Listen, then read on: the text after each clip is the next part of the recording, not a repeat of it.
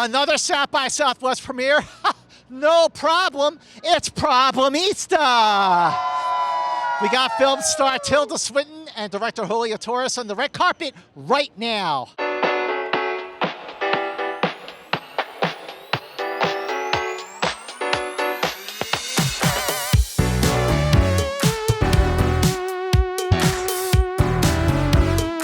So excited. What an honor, you know what I mean, South by Southwest, one of the coolest festivals in the world. The audience is always beyond. To come with Julio with this movie is really fantastic. Problemista is very much a story for New Yorkers, queer immigrants of color. It's such a specific story, but I feel like it'll resonate with so many people. It is an amazing story from the mind of Julio Torres. There's no other mind like it, and to be a character inside of it is the biggest honor. I like to think that it's a movie about finding yourself in the midst of problems and not postponing life till you find a solution, but realizing that solving the problems is part of life. A llevar un mensaje muy potente para las madres.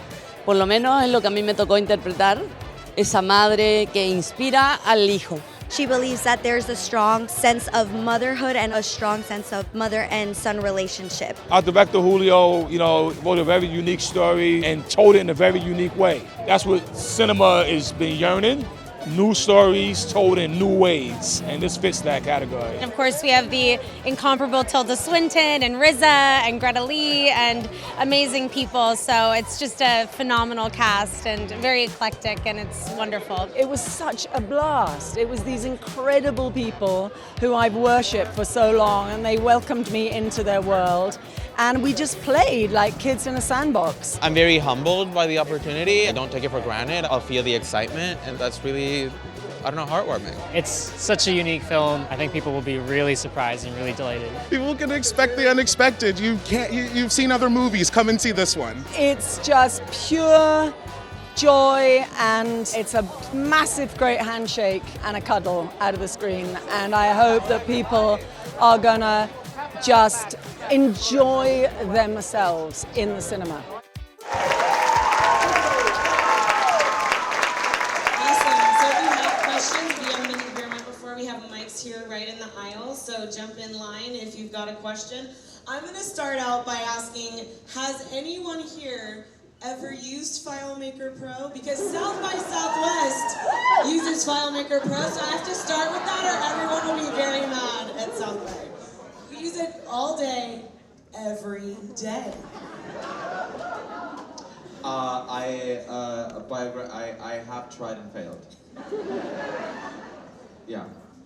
How did you know it existed? How did it become such a character in the story?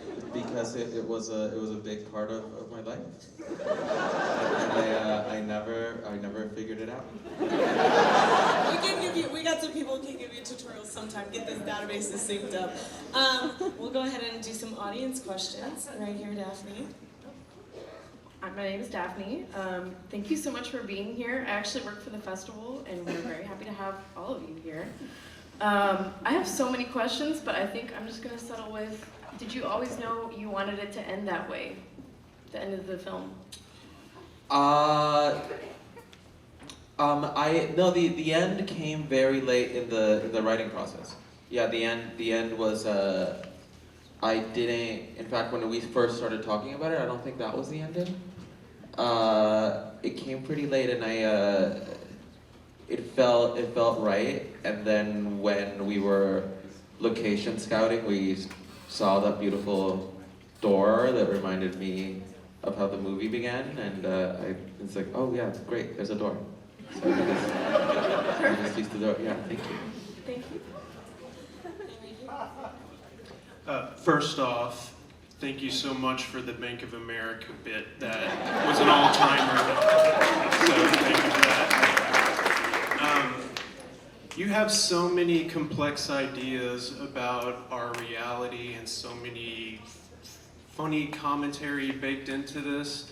I'm curious, do you have all those ideas stored away in your own mental file cabinet, or do you, and you've find the right project no matter how big or small it is, and you put that in there, or do you write in a more linear fashion? I think that I do understand the question. I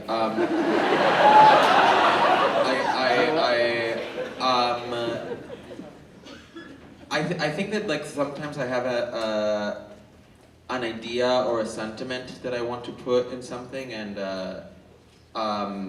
there's a wealth of deleted scenes with more ideas for this movie, and I think that the ones that stayed are the ones that feel very much in service of that journey. So I don't know. I do always feel like I'm carrying around just like little musings, and sometimes I find a place to put them, and if that place doesn't take them, I'll just put them back in my pocket, and then I'll put them somewhere else next time. Thank you.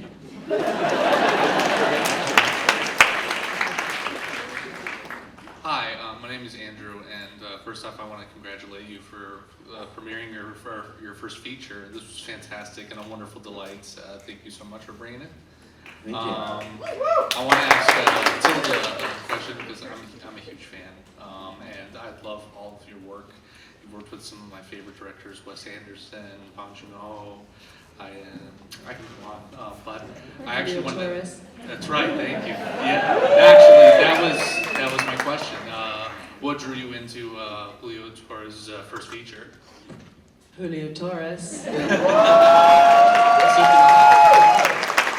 you very much.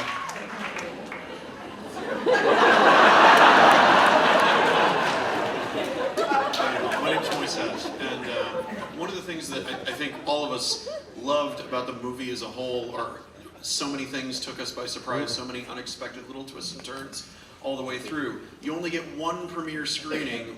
Were there any things that were unexpected for you in terms of crowd reaction that you heard, things that we reacted to, that any of you took some particular delight in hearing us embrace and love with this wonderful thing that you've put together?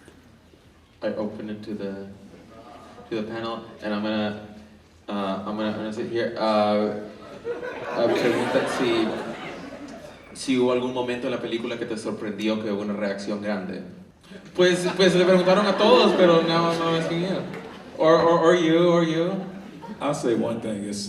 I think it's a joy at a premiere when you hear the audience laugh and respond to the lines that that was written on the page. And I gotta say, this crowd is a fucking rock and roll crowd.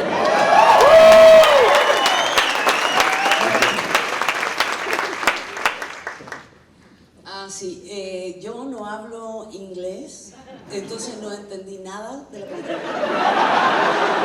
She doesn't speak English, so she didn't understand anything that was happening in the movie. Which, por cierto, esa va a ser la reacción de mi madre. Sí, Sí, tampoco sabe inglés. No, nada, pero... Sin entenderlo, había algo que cuando lo viste y escuchaste de nosotros reaccionando. Sí, de me algo. pregunté si normalmente el público norteamericano reaccionaba así, siempre. Bueno, en Austin, Texas, siempre. Y me acordé del público cubano, que sí reacciona así. Cubano. ¿Ves? Entonces me queda la duda si es una película extraordinariamente cómica. I don't know.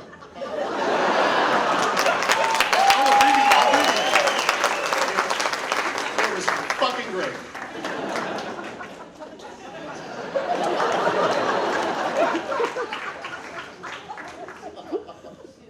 Hi, my name is Matt, and first of all, I just want to say thank you so much. It was an incredible movie. The production was really phenomenal. The acting and the story was fucking hilarious. I host a movie podcast and over 140 episodes in the last 3 years. At the end of every episode, we ask our guest, who would Tilda Swinton play in this movie? We had to recast one role in any movie, whether it was The Big Lebowski or Aquaman or whatever we're doing on week by week. So my question to you, Tilda, is how do you go about choosing your roles? Because you've played so many different kinds of roles, and also how has that changed over the course of your career, your approach?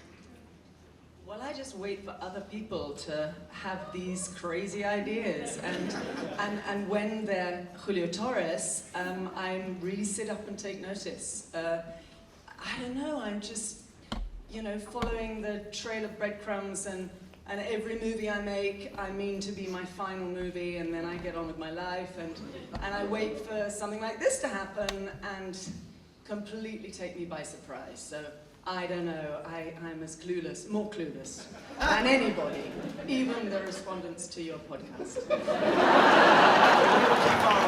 Thank you so much. How y'all doing?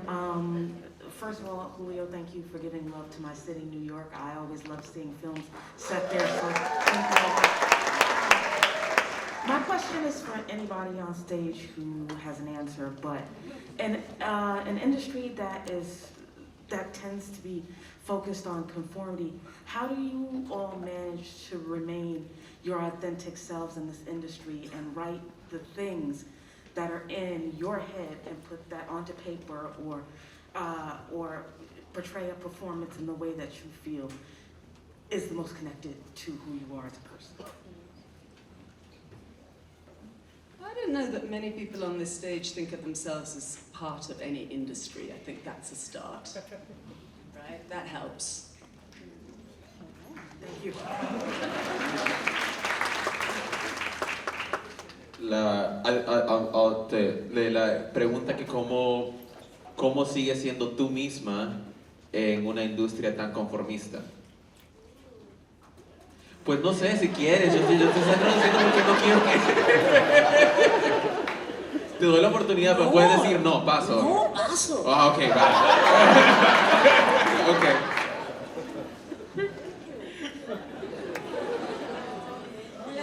Ok. Hola, buenas noches. Hola, Julio. Hola. Muchas gracias por lo que nos acaban de presentar. Más que una pregunta, es un comentario, y es lo que hicieron fue brutal. Fue el darnos una película que nos habla las experiencias de muchas personas aquí, desde una comedia, pero una comedia bien brillante, de lo que es tener un consulado, de lo que es tener un reloj de arena encima, y ponerlo en este idioma para que mucha gente de este país lo comprenda. Entonces, gracias por la experiencia, fue bellísima.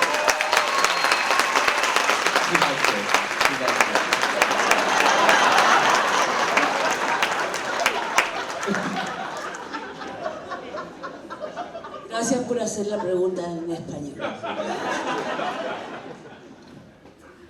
I'm a huge fan of all of your works, Los Spookies and now this, and I was wondering if Bingham was there's one scene in the movie where her phone, the flashlight isn't on, and I was just wondering if Bingham actually turned off the flashlight on her phone for her, or if that was just, she figured it out on her own, maybe.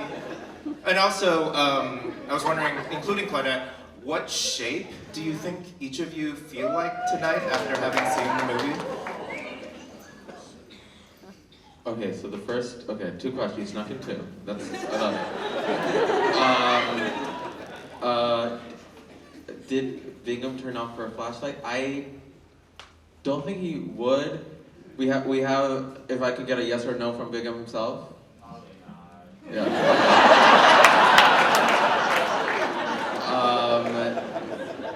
Let's go shape by shape, but I'll translate first. Si tú fueras... ¿Qué forma geométrica te sientes el día de hoy? Un círculo. A circle. She feels like a circle. I'm gonna do the infinity sign.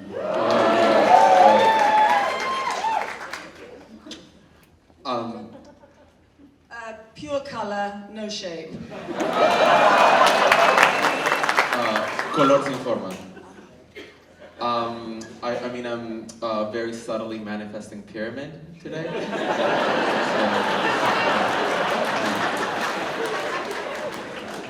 You didn't get to answer, and that was for you too. I also would have said circle, but No, there could be more than one circle. Could be more than one circle. How about arrow? Círculo I también. feel like an arrow shape. Okay, yeah. Company woman, yes.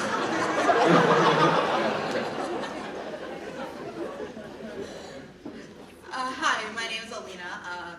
Felicidades por su fantástico obra prima. Sorry, my Spanish is Californian. But I also traveled to another country, not this one, I'm from here, to pursue a very specific dream, which was to become a theme park designer, so if you're hiring, I'm here. But I was wondering, did you have a super specific dream that maybe most people didn't understand, and do you feel like you've achieved it, or do you feel like you're on the way? Okay, that's too many questions, sorry. Answer one. I'm still struck by theme park designer. That's incredible. Yeah, I'm in locations, so it's at least really, I feel like I'm learning about locations. When you said that at your speech, Yeah. you said, I was the one that was like, locations! You love Because I locations too, yeah. I love a good location, and you know what a theme park needs? A good location. Exactly. It's all about, Gotta put those rides somewhere. and also like, yeah. But also, Yeah. theme parks are basically like a permanent play that you can walk into. Mm-hmm. But also interior design, but also acting, and everything. So you can just do it. I'm fascinated, but wait, what was your question? Did you have a specific Yeah. weird dream Oh, yeah. that people didn't get? And people are like, I've never heard anyone say that before. And have you achieved it? I like you got a similar question earlier, and I think that it's getting to do things that I love. It's with people that I really respect and admire, and with old friends and new friends, that feels like that's the thing. So yeah, I think yeah. I have a new dream, though. I have a new dream, the Julio Torres theme park. Will you design it?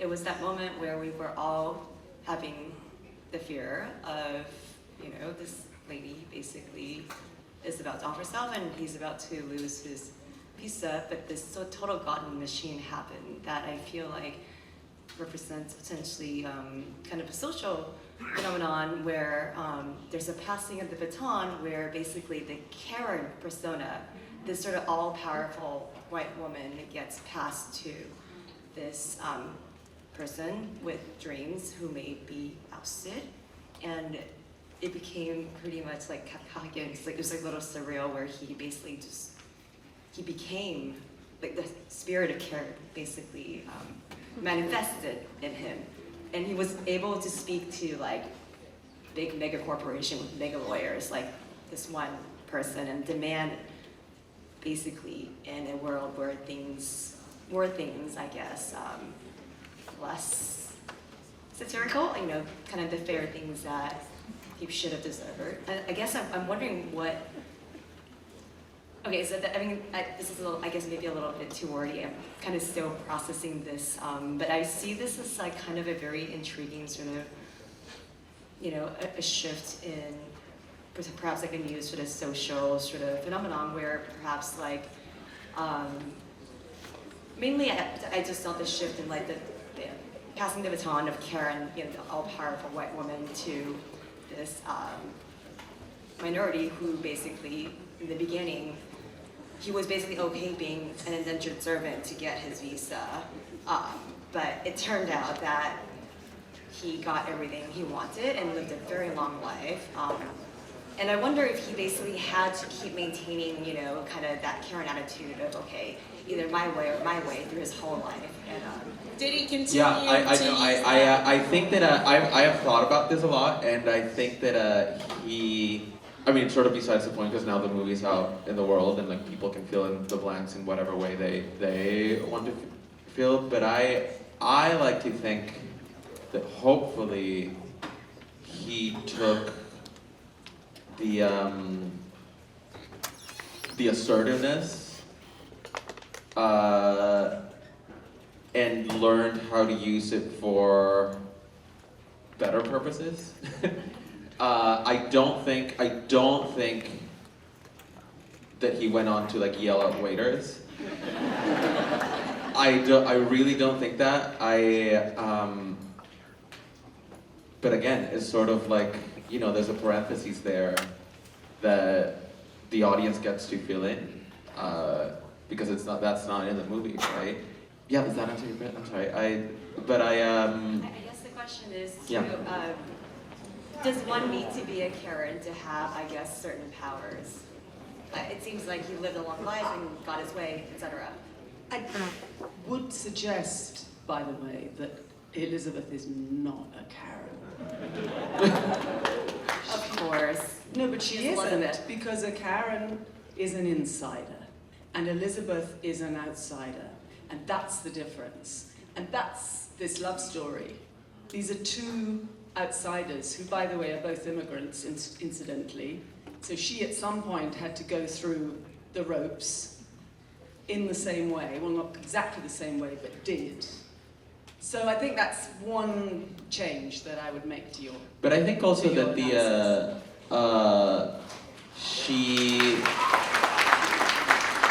the sort of the monstrosity that you're alluding to, that is very much in her. I do think that. No, I don't think that you have to do that in order to get things done or have the life that you want. I don't think that you need to be. I don't know. It's I can only speak from a place of experience, because it's like I don't want the movie to be a manifesto for human behavior, right?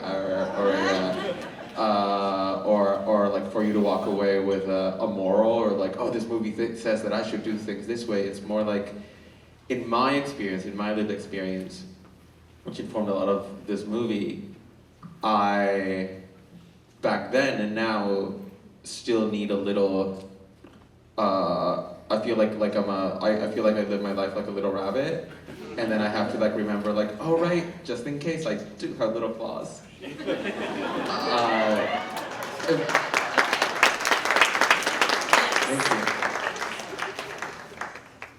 Hello, hi, I'm Chris. I live in Brooklyn with my girlfriend who's Argentinian and just went through a very torturous process of leaving a well-off job for, you know, a dream of hers, and she was going through that visa process, got denied, and was almost had to leave the country. And so watching this movie was like very close to home. And so my question to you is, you know, what exactly was that inspiration? And also, you captured it very well, by the way. Yeah, just wanted to hear a little bit more about that. I have a very similar experience as the one that was portrayed here, so I guess that was the seed. Yeah. Yeah. I wish I had a more interesting answer. It's a personal story. Yes, yeah. Thank you. Question. The costume design and the production design of the film were really stunning and really I'm wondering if you had ideas for how the film would look and feel as you were imagining the story? Yeah, I felt that the wardrobe and the production design was very, our wardrobe designer Kathleen George and production designer Katie Byron, they both really agreed in this idea of portraying people as they are and portraying spaces as they are. And like we have very like theatrical liberties, right? We go to the cave and all these things, but it's like everything. Like I remember our conversation with your bleached hair, and have it feel like, yeah, we want to see the roots, right? We want everyone to feel like real people, and I love like seeing garbage and cords. And just a human mess, and I'm very happy that it's a messy movie. And for you New Yorkers, you shot in Brooklyn. Yeah, right in Brooklyn.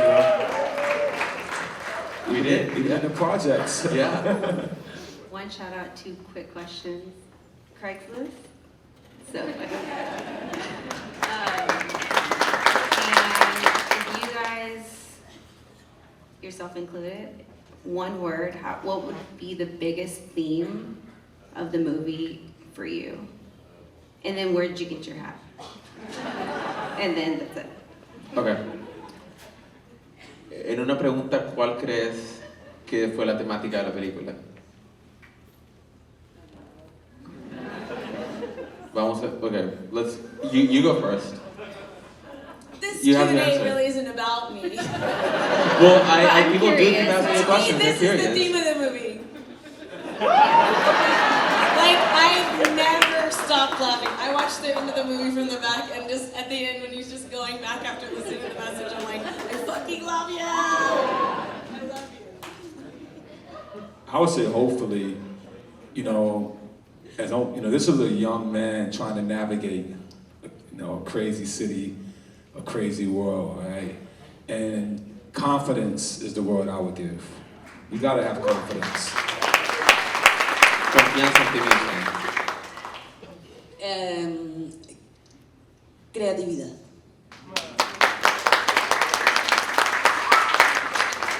Creativity. Of problems. I think it's a movie about problems, which is and loving problems and thriving from problems. Yeah, I would say chaos. Making friends with chaos, that's more than one word, but that's a good thing. Make friends with chaos, because it's here. And my friend Suna made the hat. Yeah. With that, we're actually going to wrap it up. We love you so much. We're so grateful for all of your time. We are not even at the halfway point of South by Southwest. That's the wrap for the premiere of Problemista. So keep checking back right here for more premiere coverage of South by Southwest 2023.